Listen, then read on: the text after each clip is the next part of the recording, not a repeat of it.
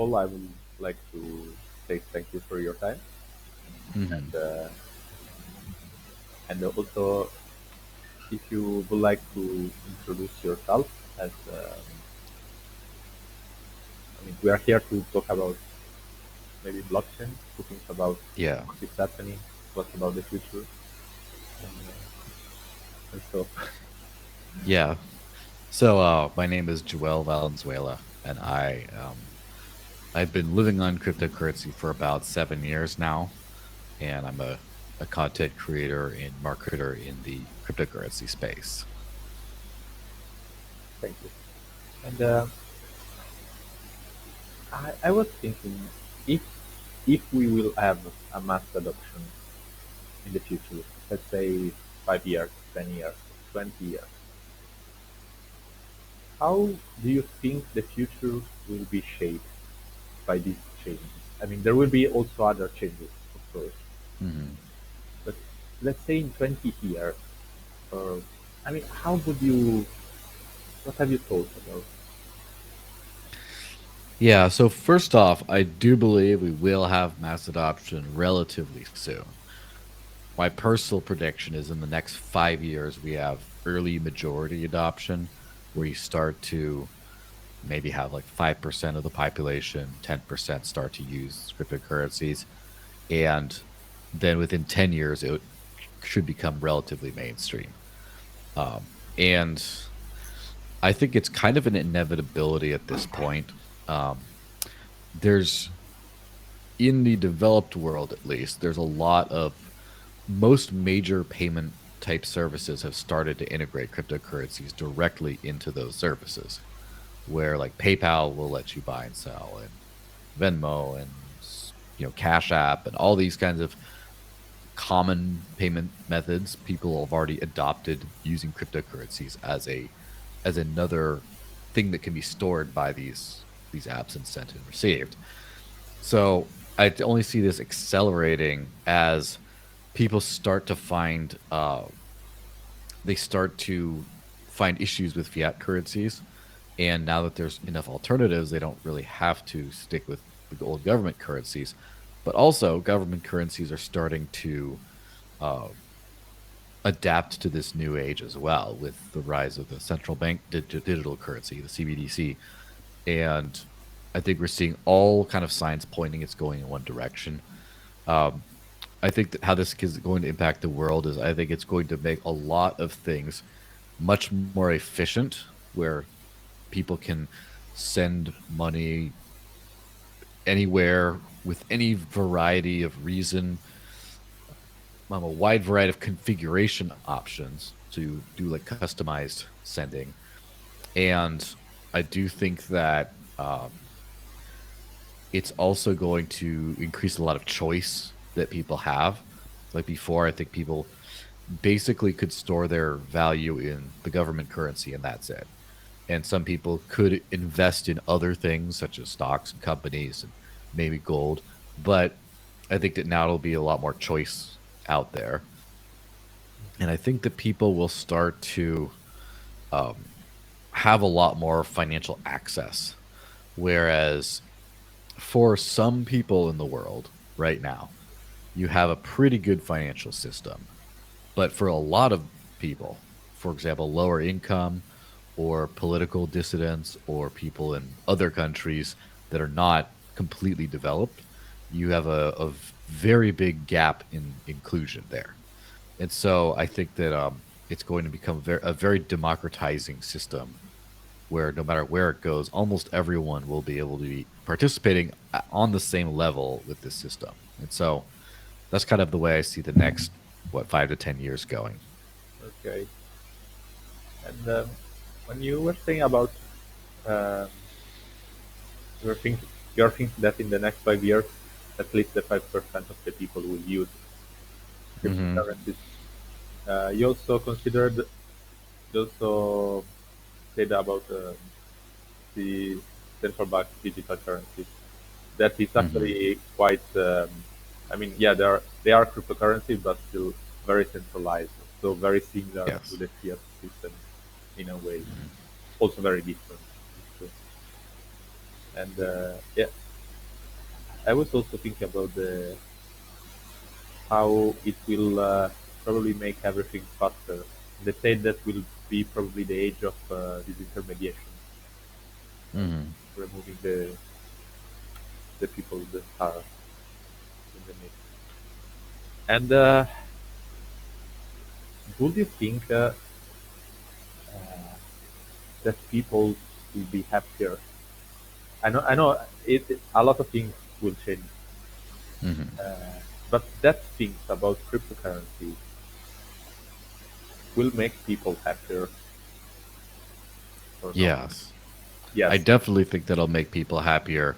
And I think that one of the biggest problems with the old money, the old financial system, is first off, it's run by very few people. There's a small group of people who run banks and issue currencies. And even if there's a lot of people that work for those entities, like a lot of people work for banks, very few people own the banks. And so right now it's not a system that has a lot of agency in deciding who runs it. Whereas with cryptocurrency, I remember, especially in the early days, when it was easier to mine Bitcoin, uh, it seemed like everyone I knew, almost like everyone who was interested, was very excited to either use an old computer or buy a mining machine and mine at home and take part in this. And it's not, they didn't get a job with a company, they just started mining. And then with the advent of DeFi, of decentralized finance, now you have people providing liquidity to exchanges and running nodes and things like that, and participating in running the system, and without, on a kind of an entrepreneurial basis. That's the big difference in running the system. Whereas before, you had a lot of people working in the system, but only a few people owning the system. Everyone who worked for it worked as an employee and not as a business owner. But now people don't have to plug into that top down system and then find their way in the hierarchy. They get to plug in right from the bottom and start working on the system in a way that they own everything that they do.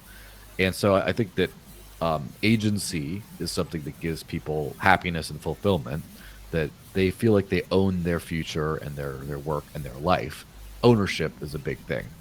And then the other thing is, people don't really talk about this a lot. They sort of take money as an act of God, but money is a technology. It's a technology that was um, invented to assist people in communicating value. And so when people value things, they communicate that by trading between each other, but the common language of trade is money.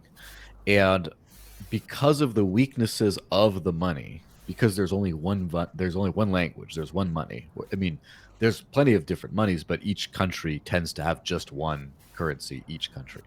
And so you have a lot of things that get communicated that way, but a lot of things don't get communicated.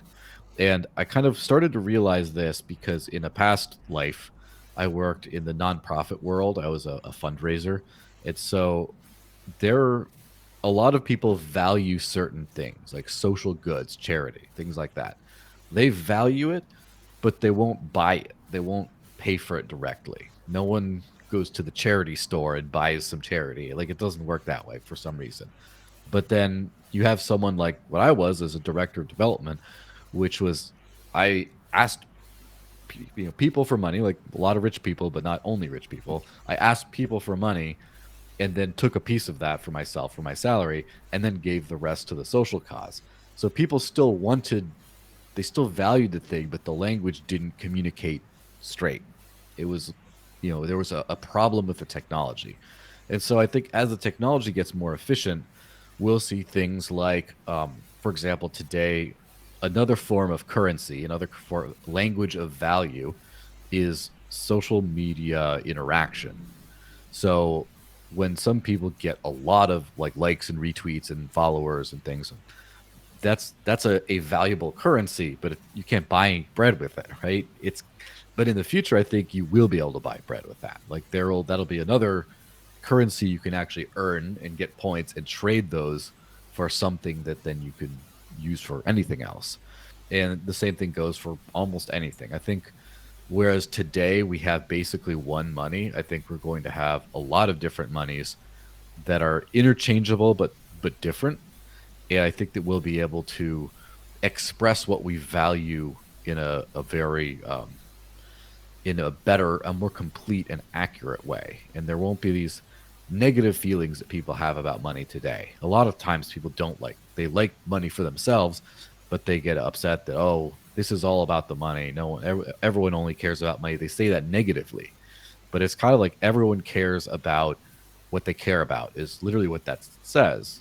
And I think the reason why people don't like money is because money doesn't work for them for everything that they want. And I think in the future, I think it's never going to be perfect, but I think it will work better. Yes, it's very important. Um, I think hierarchy is the main word Hmm. to represent the actual money system.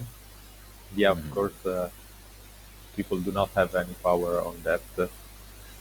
But still, I think, um, let's say we will have a decentralized world and a decentralized money, then there will be a sort of hierarchy in information. As you said, I mean, information is power, plus money is Hmm. power. So, how,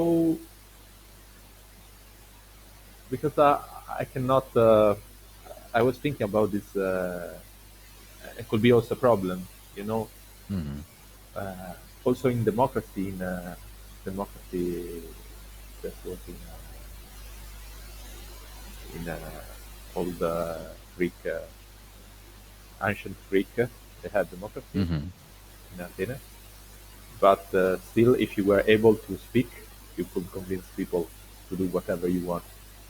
Of And course. and so also now, if one person, let's say, have a lot of followers, could convince other people to do something, Hmm. and there is still a hierarchy in a way, and I cannot, I don't have a solution for this problem. Yeah, but there's um I'm not sure how much of it is a problem and how much of it is a limitation of the world, right? So if you look at the planet and the human species and other species from like a macro point of view, from a very like high up over a long period of time, uh, without seeing the individuals, just seeing individuals as data points, uh, you see that there's a lot of variance, a lot of variability. Whereas some people live a very long time, some people live a very short amount of time, some people are very intelligent, some people aren't, some people have, there's all kinds of different attributes that humans have. And there's also um, random occurrences, random events that could cause someone to be very successful or very unsuccessful. And so we'll always see some people perform very differently than others, right? Where some people will always have more money than others, some people will always perform better. There's always going to be some kind of inequality because nature by itself is extremely unequal. Now, what we have today is an inequality of opportunity where even if someone is has the desire to work very hard, they have a lot of natural gifts like intelligence and discipline and things like that, and but they're still not able to get ahead because, as you mentioned, the hierarchy is in their way. They can't get ahead of the hierarchy, and so I think what you'll see is a lot more, I guess, inexplainable stars, so to speak, where there's a lot of people who don't have a place in the hierarchy who become rise to the top of the new hierarchy very quickly. I think it's kind of an interesting thing we're seeing today with a lot of people in the crypto world, for example, um, becoming very wealthy and powerful with almost no connections, with almost um, no background in, no relatives in the financial industry, no political connections, nothing. Just they're very hardworking and successful at this one technology because they were very smart, hardworking, and driven, and they also happened to be lucky to come into this very new space that was going very well. And you see people that it kind of it turns the hierarchy over, whereas before the hierarchy becomes is stagnant. It's one hierarchy. The same people are in the same hierarchy. Whereas when you have a more free and decentralized system, the they call this in with cryptocurrency like a node churn. They call it churn, where there's a new group of people come in at the same spot over and over. And so I think we're going to see a lot more of that. I think one thing that's kind of interesting to see is um, there was the ability for example, on Twitter, for um, people to report the news firsthand in real time and kind of disseminate that information without being anyone that anyone knows who they are or cares about. And one thing that's it's a very interesting case in cryptocurrency today is the FTX exchange and the collapse. The person running that is an extremely well connected person. His parents, his family, his girlfriend are all very well connected into the U.S. government's ruling party, and it's pretty obvious that he had a lot of help rising in that world because of this, and but because of the transparency of the blockchain, the financial problems of his institution became obvious to one of his competitors, a CZ of Binance, and just through sharing some of that transparency, everything started to fall. And it's been pretty obvious because the mainstream media, the newspapers and publications with the most influence in the U.S. have said very little about him. In fact, they've actually posted positive stories after this person just basically scammed people out of billions of dollars, $8 billion. But the corporate press is saying good things about him because he's donated to all these organizations. He owns pieces. He's donated to the political party, etc. But they're not able to turn the narrative because the way things are, people are already analyzing the movements of this money. Then you have free speech out on social media platforms going out and sharing what the actual story is, etc. So, as far as like the hierarchy is concerned, um, I think that the hierarchy is very the decentralized hierarchy is one that it takes very it can be very difficult for the same actors to hold on to power long periods of time. I think it'll be a lot easier for new people to come to the top and then fall and come to the top and fall over time. Okay. So still a hierarchy, but faster has its turn. So Yeah. as everything becomes faster with Hmm. computers and technology, and yeah, it's interesting these things because um, you know blockchain brought like decentralization. But I mean, what was new was the logical decentralization, not the physical decentralization of systems. But Hmm. how people could contribute to the decisional system. And that's another thing because right now, let's say we have uh, yeah maybe it's still connected to what we were saying before about about Bitcoin right now.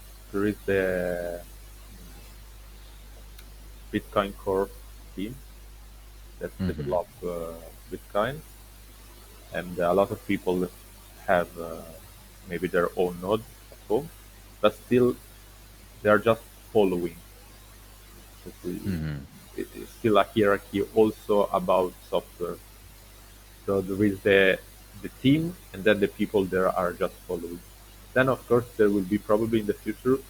many more version of, I mean, soft fork or hard fork of Bitcoin, and maybe people will be also more conscious about how to contribute to the consensus rules. But this is a thing that really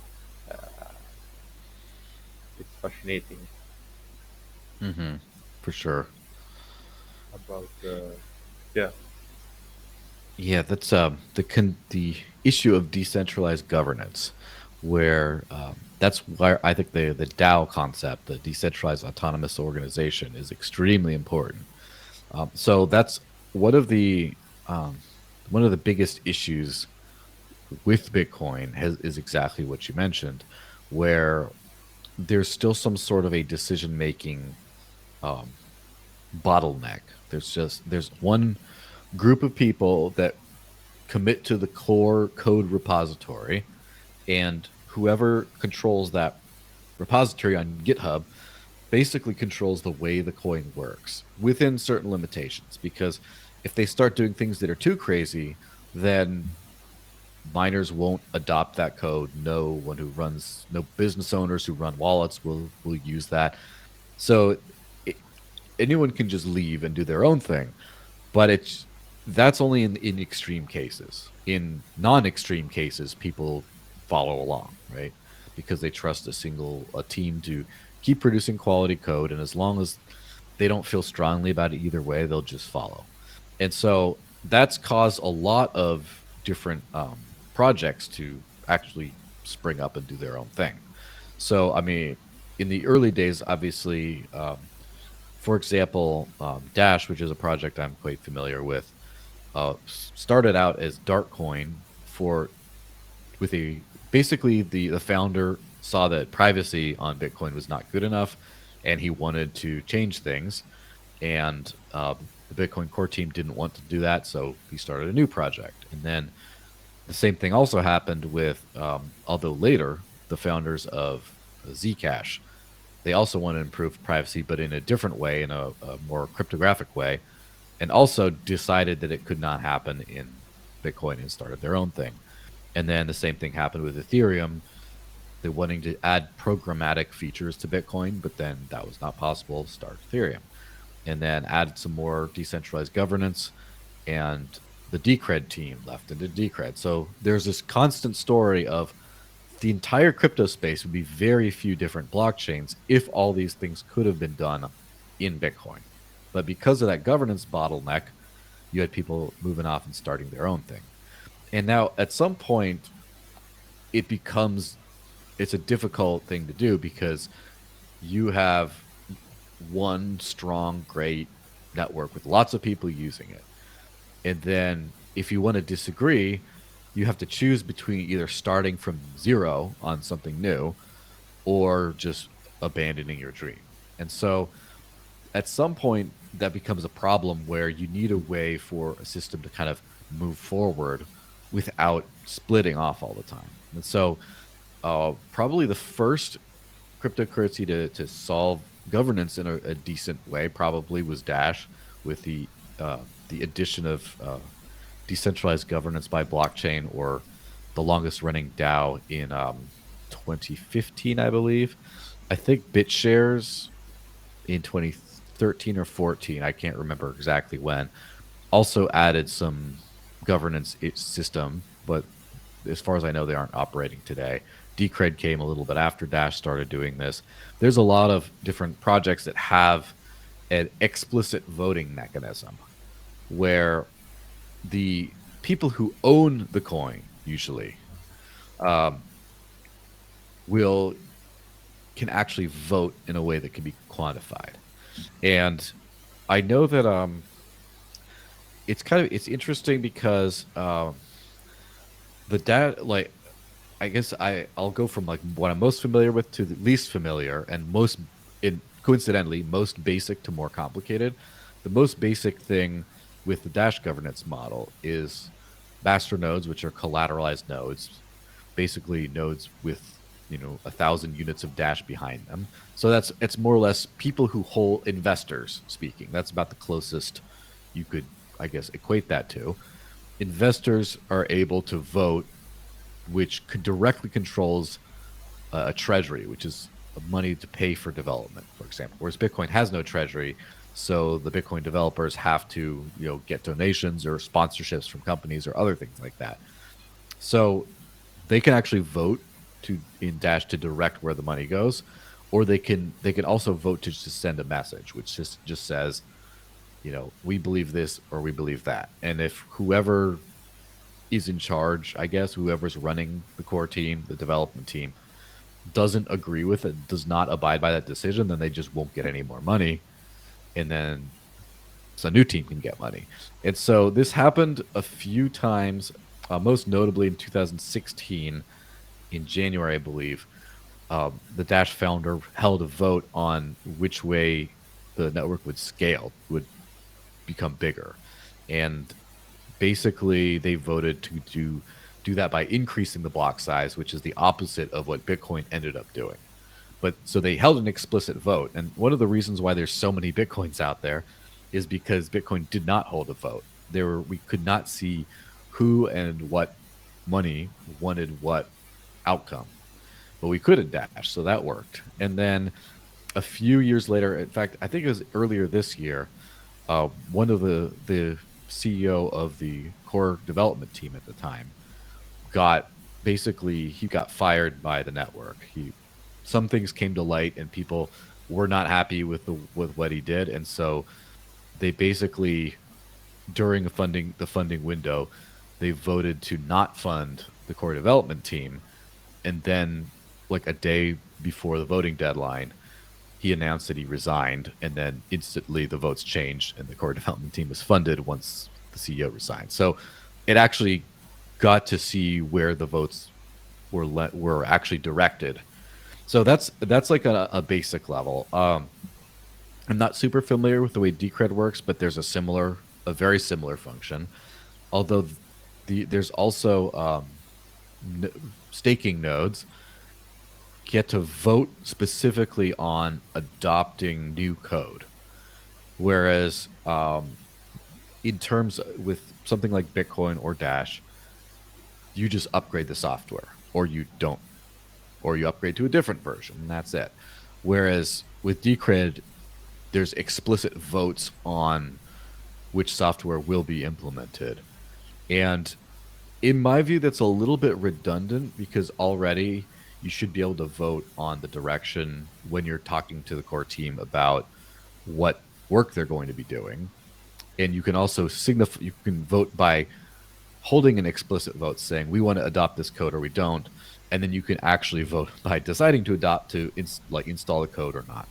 But it's an extra layer. And I'm less familiar with how Tezos works, but I have heard that Tezos has a more explicit way of doing things where once governance votes are adopted, right, when a vote for a code change goes through, then the code actually gets implemented at that point. So it's kind of like everyone upgrades once the vote decides which version you're upgrading to. So it's a little bit more involved with the governance. But so you get to that, and now you start to not have that issue with Bitcoin. Now, I don't know where this is going to end, this evolution of governance, but it would be interesting to see more than just investor representation, because right now the votes in most of these systems come by whoever has the most money, whether even if it's a few actors with a lot of money, or if it's very, very, very many with a very small amount, but altogether they control a lot of money. It's still just the money that votes, which I think is a great first step. But I think that there's other things you could do which we haven't figured out. One thing that I would like to be able to do would be by user activity. So to weigh that somehow. So for example, if I spend a significant amount of fee money because I send a lot of transactions over the years, and so I contribute so much to actually paying the network to use it, even though if I don't have much money left over, if I've been a constant user, then my vote would count more than or the same as someone who had the same amount of money but never spent it, just held on to it. So I think that there's a few things we could do to change that, but we're still very early in the process. And already just letting the money vote is a huge improvement over the old system.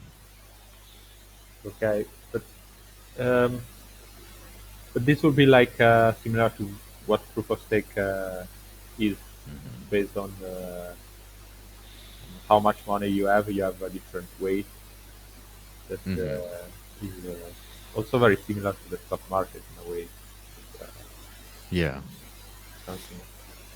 Except with those situations, one thing to keep in mind is a lot of times you can have like a barrier to entry because you have to have a minimum amount in order for your vote to count, and that can be a problem.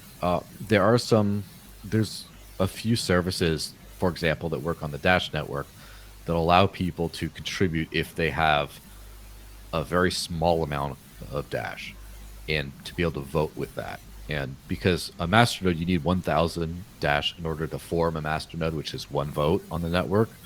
And 1,000 Dash is about $33,000 today. And not everyone has that, but there's some services like CrowdNode is one company that lets people pool together their resources for as little as I think half of one Dash, which was about $15 or so, $16. And from that's the new barrier to entry. And now they can even vote on governance proposals and things as well. They can vote how the one vote goes. So that kind of helps a lot of things out where it's not the rich make all the decisions, it's the money makes all the decisions, which sometimes the poor together have a lot more money than just a few rich people. Yeah. Still, yeah. I mean, understand what you mean. And still, uh, I was thinking that is very similar to, I mean, the capitalistic system that we live in, where I mean, also now we have 1% that own a lot, Mm. and Yeah. still we could say that are the money that takes decisions and not the people. But I think it's that is the main problem. So, but what I see is that with blockchains, we also could have something different. I mean, right now we had proof of work, we had proof of stake. That yeah, I'm quite dubious. Uh, I'm quite perplexed. No, how do you Hmm. confused about proof of stake because it brings the same problem in a way that we had before. Hmm. Um, and so I wonder if you know like any new kind of proof of system that is that brings more equality because I saw also the new proof of space system that Kia used a couple of years ago, but it's quite similar to proof of work in a way. Hmm. We just spend on our drive Yeah. instead of GPU. So there's quite a few different small variations. Everything sort of comes down to everything tends to be very similar. So, two projects I know of that have a different system, a little bit of a different system, are the um, what do they call it? The directed acyclic graph protocols, the DAG protocols, which is Nano and IOTA. IOTA is the one that's more known of that. And those two are actually very different. Um, Nano has an interest. Nano's form is basically the anyone can run a node, no matter who they are, and no one gets paid to run a node. So just anyone can run a node, and anyone with any amount of the currency can um, delegate their basically put their money behind a node, which basically it's kind of like delegated proof of stake, except it's much easier to change your delegation at any time. And the people that you delegate to aren't competing against each other for money. They just do it because. And so it's a little bit more of a free form and open system, but it ends up being a stake based system where it's still money. The money decides at the end of the day, although it's maybe based on participation. It's a lot easier to game the system, I guess. And then IOTA, I believe currently, I don't know exactly where it is at this exact moment, but for the longest time, IOTA was centralized under a system called the coordinator, where one node got to have the final say for everything. And they've been trying to move away from that with an initiative called Coordicide. And I believe the system that they were most recently working on was a mana system where if you stake IOTA, then you get, it's just like proof of stake for transaction fees, I guess, except this resource is not the money itself. It's a separate resource. It's separate gas token, but the gas disappears over a period of time. Like it rots. And so it's not something where you can sit on it and just grow. You sit on it and then you have to use it to send transactions, or you can sell it for actual money to someone else as like a resource to use it. And so that it's basically like a proof of stake system, except it doesn't let you just keep growing like that. It's not. You could, I suppose, if you sold all of your gas, your mana right away, and then just kept staking more, but it's a little bit different. I remember back in the day, and I haven't checked it out the way it works today, but NEM, or New Economy Movement, is kind of an old token that was around. I have not heard anything recently about it, but I remember it was a top token in like 2017 or so. And one of their things was something called, I think, proof of influence. I can't remember, where the older an account was and the more actions it took, the more voting weight it had. And so that, I think, is a very important idea. I don't think it was implemented well, and I don't know the best way of implementing it because, first off, if it's based on age, then it just the old people, like the founders, Yeah. basically get control. And if it's based on total transactions, it could be easy to create like a spam attack, just have a script running to just constantly do transactions. And the way it makes sense to me would be, as I mentioned, fee spend, because when you spend it, that's one of the only cryptocurrency adoption metrics that's hard to game, is when you see the total amount of fees spent on the entire network over a given day. Think of it like a company revenue. It's a very similar kind of metric, because if transactions are cheap, you can send as many as you want, and then you can make it look like you have activity when you don't. And if you think about the amount of money moved, like you can have one millionaire moving his entire, or 1 billionaire moving his entire stash back and forth, and then it makes it look like there's a lot of volume. But when you're actually losing money, you're actually spending money, you can't really game that as much. And so, for example, instead of a proof of stake system, if you've had some sort of a way to do it by the people who had spent the most on the network, obviously you could do that to buy influence if you just sent a few transactions with a giant fee. The problem is you still like lose the money versus someone who spent all of that fee revenue but did something useful with it over the years. So it's a little harder to game, but I'm sure there's still ways to game it. But also, one of the problems with that is identity. And that's the biggest thing, is cryptocurrency is a pseudonymous system. It's like anonymous, but attached to a pseudonym or like a cryptographic hash or whatever. And so in order for it to be open participation, meaning anyone can use it, the value of an identity of a user becomes very much less now, because it could be like I have at least a dozen different wallets, if not more. Just me personally, because I test a lot of products out. So am I one person or am I 12 people? It's hard to tell. And the problem is once you start to try to create a digital identity, it's really hard to do that without compromising privacy. Without like Ethereum, where you have one address and all your NFTs are on that one address, all your money's on that one address, and it's a nightmare. It's so I think that if we solve decentralized digital identity and find a way to kind of assign activity or importance for lifetime activity to that identity, I think we can start to have a different voting system that's not just based on money. But there's a few problems we have to solve before then.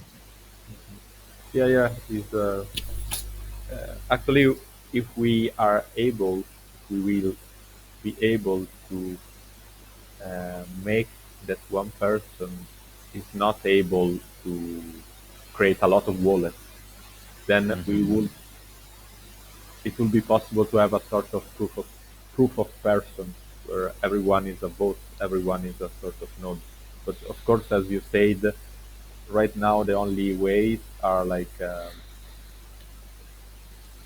they will compromise a lot the privacy. I mean, it will Hmm. every person, every wallet should be associated with our identity card. Uh, Hmm. that is not very decentralized. And Yes, of yeah, course. this is a problem. Uh, I I wanted to ask you, in your opinion, what's the background of people that are interested in this uh, blockchain thing? Not just about speculation, but more like also governance. Because it seems to me that um, a lot of people that could be uh, could add a, could contribute to this world, like I don't know, people that study philosophy, that study law, Hmm. study history, have a lot of knowledge about these topics, about governance. But it seems I don't know, maybe there are more people in the IT. Hmm. What's your opinion about that? Yeah. So first, I think uh, it's it's kind of like who cares about decentralized anything? Money is just where it started, just the most, I guess, initially powerful thing. That's the reason why cryptocurrency of all these kinds of decentralized technologies took off first is because you had things like decentralized file sharing. You had decentralized social media, federated social media like Mastodon and things like that. You had all kinds of decentralized technologies, but they were always fringe technologies because at the end of the day, someone has to pay to develop them. Someone has to build them, someone has to run infrastructure, and if there's no money in it, then it won't happen. And if there is money in it, that's probably a centralization vector. And so cryptocurrencies basically made the money decentralized. So now everything else that's decentralized can grow from there. So I think you have people who, first off, computer science people, obviously, were very interested. And then people who are very strong into certain radical philosophies such as cypherpunk movements, libertarians, anarchists, things like that, people who philosophically do not agree with the current social order. So that's like the early wave of people. And once that becomes more accepted, then you have other people who just are entrepreneurs, for example. They see opportunity to create something new. And then you'll start to have philosophers and um, govern governance experts and things like that start to filter in once the technology is easy enough to use. Because right now it's pretty good today, I should say. Because I remember when I started using cryptocurrency in 2013, it was very different back then too. And so back, I think that especially in the early days, the technology was so raw and rough that you had to either be technical or you had to really care about it to learn how to use it. Whereas now, when it becomes as easy to use as social media, for example, then I think you're going to see a lot of other people start to come on board, especially when you start to see some proof of concept governance models. And this is one of those things where I think we're going to see a lot of changes, um, because the the last, I would say, three U.S. elections have been the source of a lot of controversy. Last several, obviously, when Donald Trump was elected the first time, in my view, that was like like a fair election, as far as I think that the election largely worked out the way that people voted. But because of the result was so different than most people had thought of, a lot of people started to cast doubt on the election. And then in the future, you had both sides now saying that's not legitimate, that's not legitimate. And uh, today, especially during 2020, when there were serious health concerns for showing up at physical voting locations, so there was a lot of mail-in ballots, or people would mail in their votes, and that there was a lot of reports of fraud and things like that. I don't know how accurate those were, but I know that there's a lot of mistrust in the old voting system. And it definitely makes sense, because when you go to vote, um, first off, there aren't necessarily universal identity requirements there. And that's a controversial thing too, because there's a lot of people in disadvantaged communities who don't have government issued ID. And then there's also like the slow manual process where you have to have people count, write paper ballots and then count them, or use a voting machine and in a person and press button, and then make sure there's no error on that side. And the other thing that I think is very, um, it's not reported on enough, because this is, I think it will become a very big issue for a lot of people, is election day. In places like, for example, the U.S., where voting is optional, you can vote, but you don't have to. Um, there's one day when you go and vote during like a certain time, and statistically, if you limit the number of options for a time or day to vote, the more you limit that, the less likely it is you'll have 100% participation. And so, because of this, you have a very small amount of people voting for everyone. And what the in the U.S., what the Democrat Party has figured out is they've encouraged absentee ballots, which is what you do when you mail in your vote if you cannot be physically present. But they just say, well, just say that you're not going to be in town that day, even if you are, because then they have many more options to get that person out to vote. So in that case, the Democratic Party voters today are overrepresented because they're better at the technology of voting. And so all this comes around to, I think we're ready to have a conversation about better voting systems on a government level. And so where are you going to look to? Well, decentralized technologies. And that's where the whole blockchain voting thing, which is just a TED Talk kind of a thing, now becomes kind of more serious, and people start to think about it. It's interesting because I was reading the book about from Balanchi, the Hmm. decentralized, no, how to create a new state. So Hmm. also about the decentralized state that could exist in the future. I don't know, the Bitcoin state, the Ethereum state. Yeah. So everything could change a lot. And I want to ask you um, quickly because I didn't understand. So you are saying that, of course, now there are more people into blockchains and crypto and everything. But would you say, like, how is the percentage? Would you say that have you met or talked with people that study philosophy or other kind of humanistic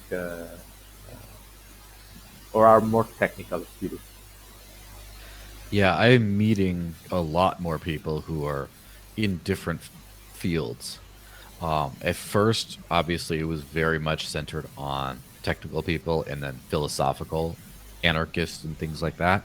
And then starting in 2017, that era, and definitely up until today, you had a lot of finance people from the old financial world, and now they're in the new financial world. Now very it's very different today. It's starting to become very different. And so, for example, I know, I don't know if you're familiar with the library protocol, LBRY, but it's like it's basically a decentralized content platform that lets you run like a Oh yeah, yeah, decentralized yeah, YouTube yeah. and other things. I saw you. And yeah, Sorry. it's so I remember, I know for a fact that when they launched, their chief marketer has a philosophy degree, for example. And the one thing that's really changed is, so in the beginning, what could you do with crypto? You could build it, like you could code, and then it worked for money to transact. And then you start to do, when you add decentralized finance, right, DeFi and ICOs, the token raises and things like that, then you get people who are, it's a financial technology now more than just a money. And then you get the financial people. And then when you start getting able to do other things, so for example, with decentralized digital identities, now which is, they're very new and not ready yet, right? But they're being worked on. Now you get people who are into like security and things getting into that. But the biggest thing that I think that people really won't, they don't understand how big this is, and they won't for a few years, is the NFT world. And the NFT world on its surface is very limited and kind of frivolous, like silly, you know. But it's actually very huge because, well, first of all, you're getting a lot of artists involved, and so it's an entirely new type of person. It's very much not like the other type getting involved. For example, a friend of mine runs one of the largest independent animation companies in the U.S., and he converted his entire business to be, I think he pays over half of his employees in Bitcoin, and he himself closed his own bank account and only lives on Bitcoin. And that's in like the last 1 or 2 years. It's like very limited, but it's like some of like the major animated series you see on like Netflix and Hulu had their animation done by this guy's company, and he just fan out about it. Of course, he comes from a philosophical perspective, but then he started looking into NFTs and he started to understand how huge it is, where now there is always the hierarchy of publishers and platforms that basically hold the artist hostage because they're responsible for monetizing the artist's work, getting money for it, but also managing ownership, managing licensing, those kinds of things. And so now you have the ability for an artist to uh, issue an NFT of, for example, their song, and only issue 100, let's just say. And whoever holds that NFT of the song, it's programmed into the NFT itself. It says the holder of this NFT is hereby uh, can reproduce and reuse and remix this material. So, for example, rather than going to Spotify or going to an agent and negotiating royalties or a license, now you can just buy an NFT, and then if you have that proof of NFT, especially if it holds up in court, right? If the lawyers will actually be able to argue, if a judge will rule you're in the right, now you can just easily license your work, and then you can start to have other things where, in order for someone to remix your work, they have to own one of your NFTs, and it becomes a more exclusive thing. And now you start to, the artist would kind of give away or sell their rights to their work and their usage of the work for very little to agencies and organizations that would make a lot of money from it and give them very little back. But now the artists are able to do that directly, and now a lot of artists are getting into that.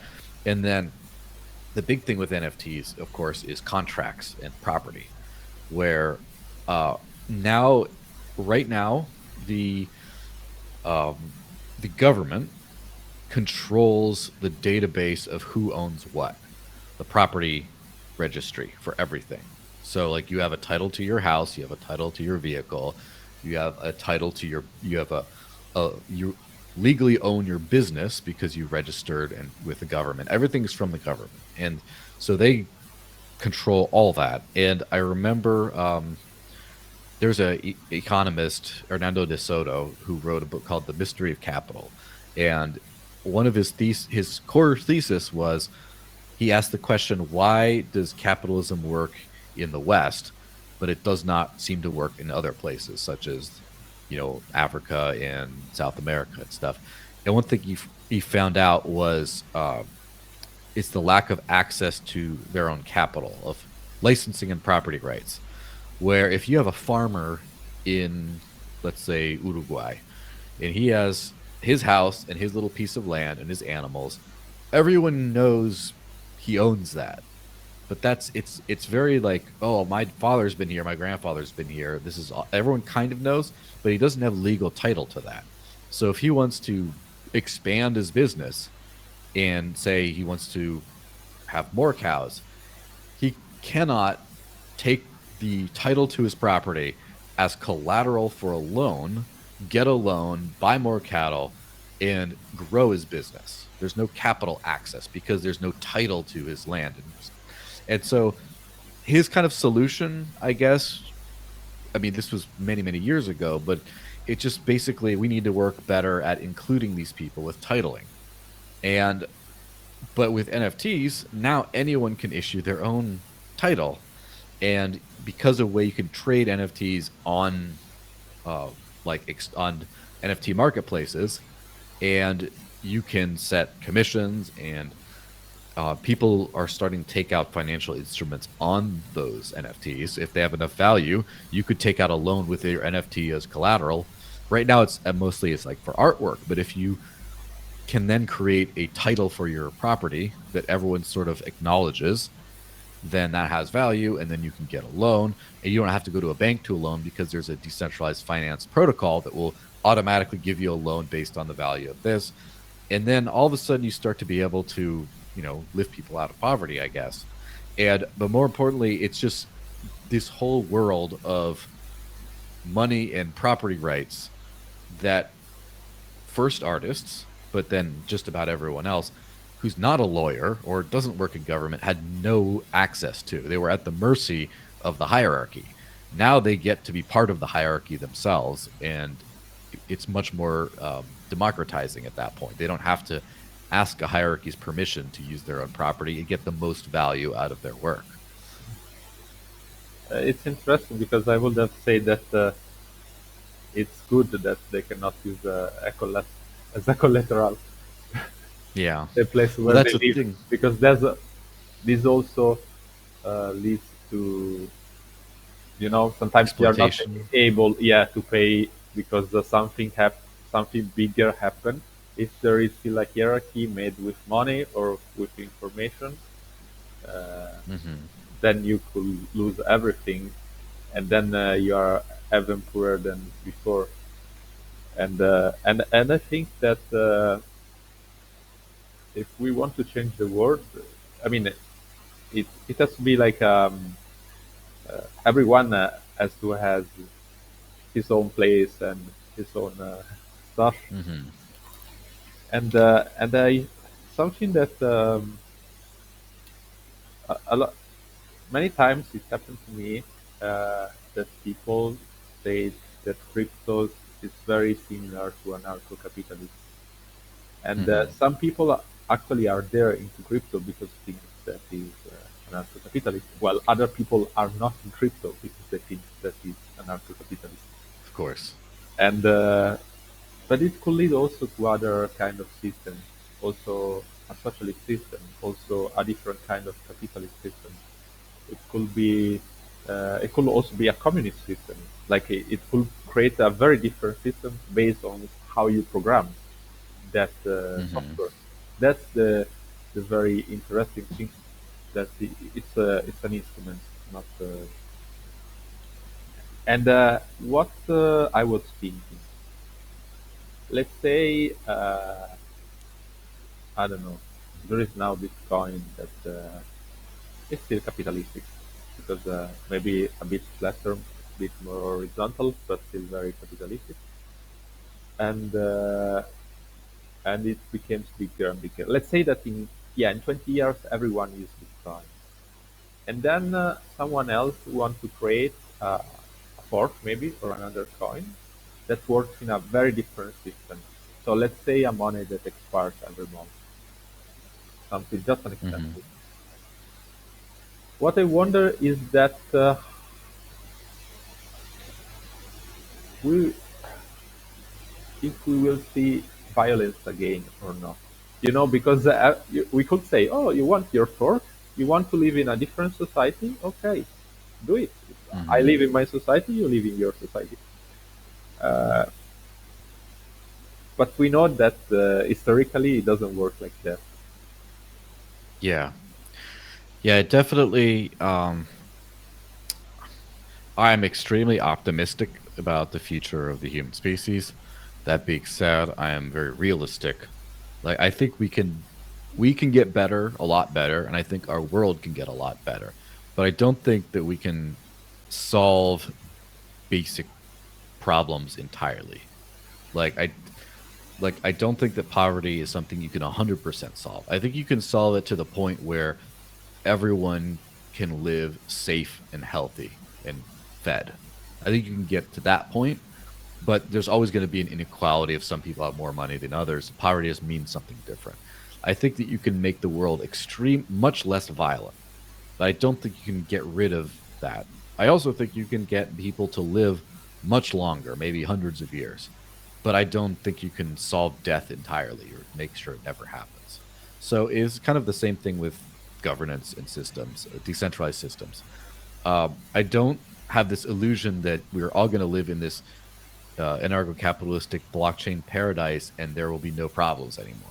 I mean, I think the new system, where whatever that ends up being, or the new systems, will a lot of ways resemble the old systems we've always lived under, but it'll just be better and fairer and more efficient.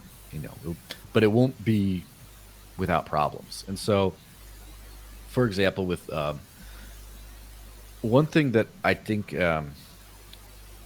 if you could think about constitutional republics, or democratic systems that have a constitution, like a bill of rights, that kind of thing, that was a technology that was e- equivalent to the Bitcoin white paper and source code. Yeah. And so, for example, Mexico has a is the United States of Mexico.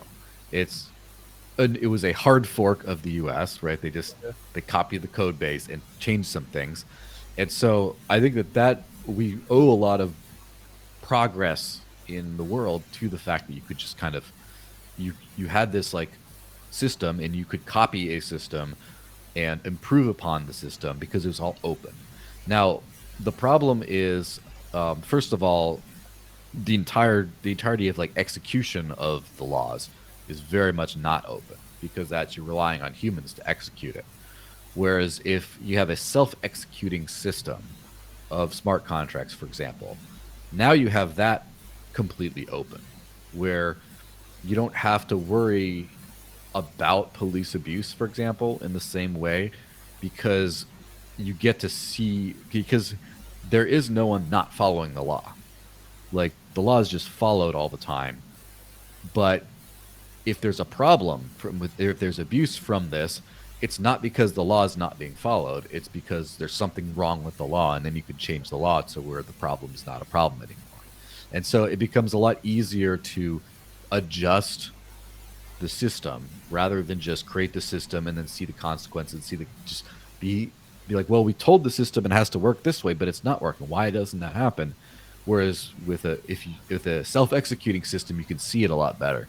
But also, I think that there's also a lot of transparency, right? Where if you design, I mean, there's the ability to have privacy on blockchains.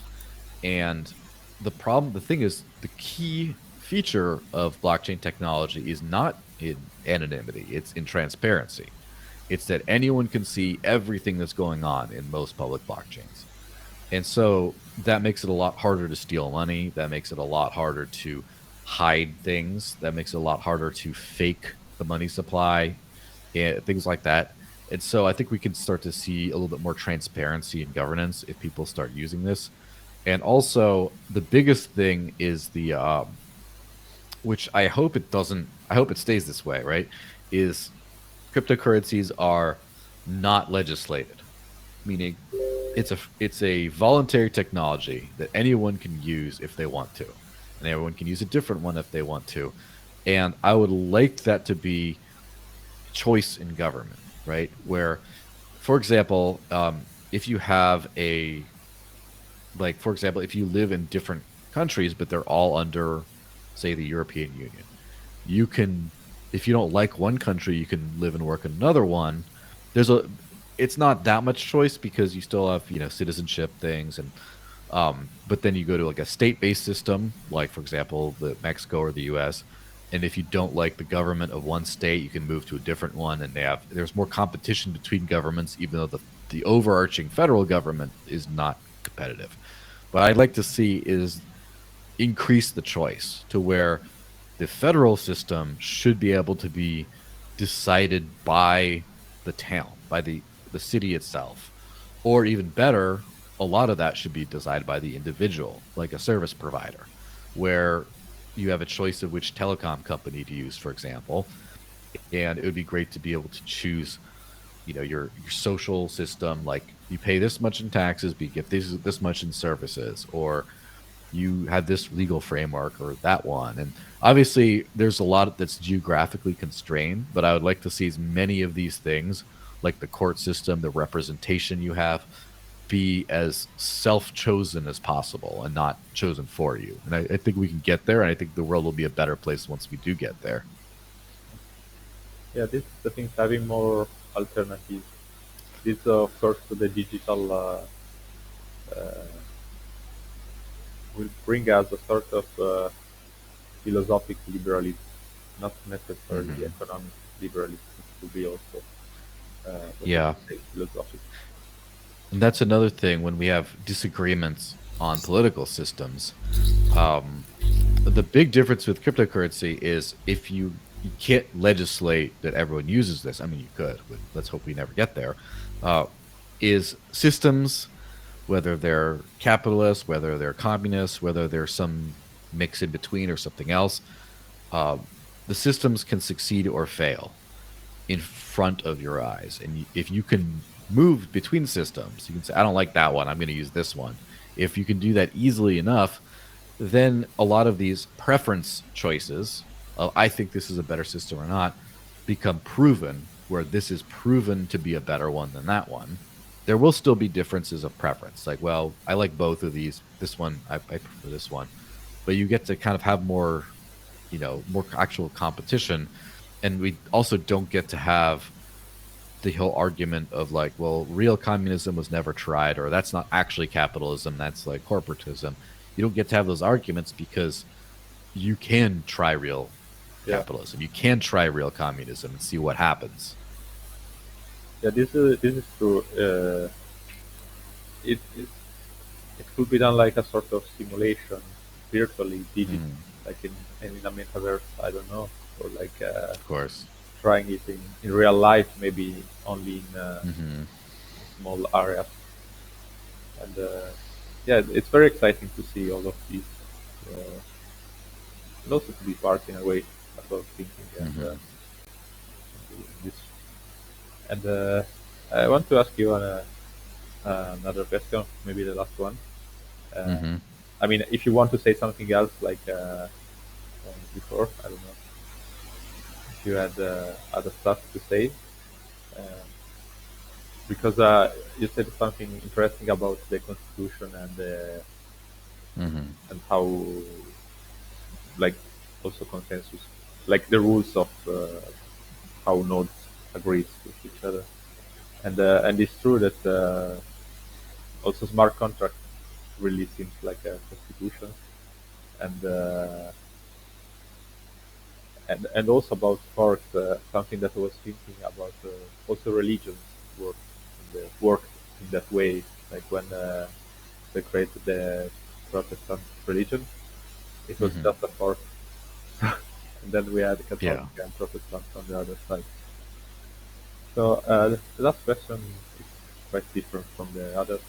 And what is for you the sense of life, What is like the meaning of life? meaning of life? Yeah, So, the meaning of life, ironically enough, is to find a meaning of life, sort of.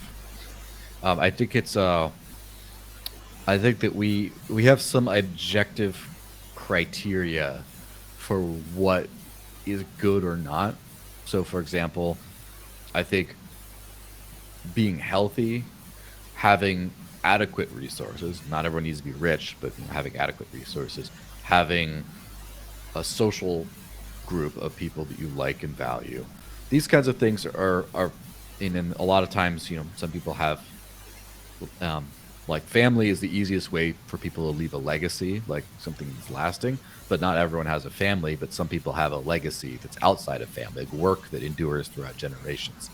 Those are kind of things that almost everyone sort of agrees on to a certain extent, that there's you should maximize those objective criteria. But then beyond that, it's really to find the individual meaning of life and then pursue that to the maximum, which is, I think that's why freedom is a very important principle, because without liberty, you cannot pursue your own life's meaning. And so if you don't have freedom, then some people will be able to pursue their life, but other people will be able to not pursue their life and they'll kind of die for nothing. So I think that freedom is very important to that. But um, it's very subjective. But as long as people are, I think people know that when they found their meaning to a certain extent. And my meaning, as far as I've known, my meaning is to learn about as many things as possible, and I believe that a objectively better world by objective metrics, such as more prosperous, like less death, less sickness, all that kind of stuff. I think that that's a good thing, and I think that the best way to achieve all these is to give people more subjective choice, give people more liberty. The more liberty in the world in every aspect, the more choice, the better.